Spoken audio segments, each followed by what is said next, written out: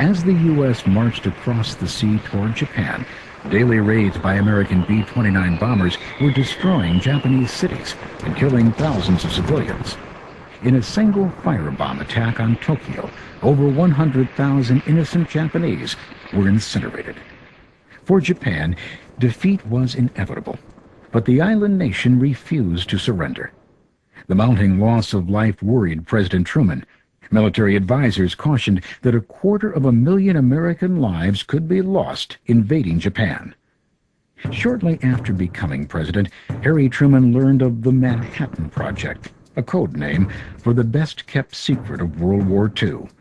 A nuclear weapon, powerful enough to destroy an entire city.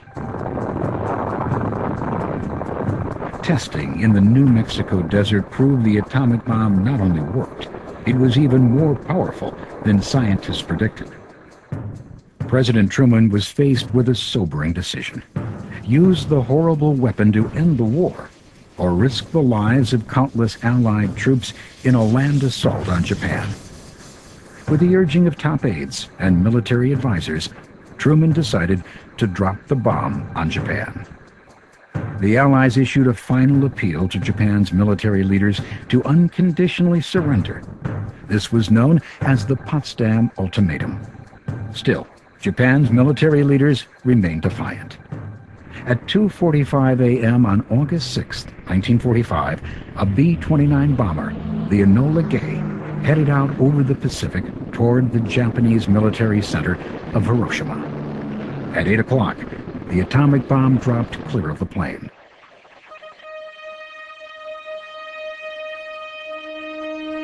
"43 seconds later, the city of Hiroshima was annihilated.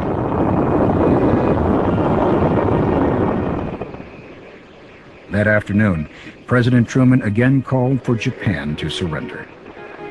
When Japan failed to respond, a second atomic bomb was dropped on Nagasaki, leveling half of the city and killing more than 60,000.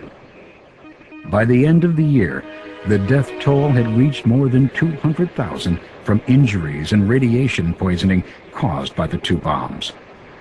Finally, amid scenes of unimaginable death and destruction, Japan's Emperor Hirohito capitulated. I deem this reply a full acceptance of the Potsdam Declaration, which specifies the unconditional surrender of Japan.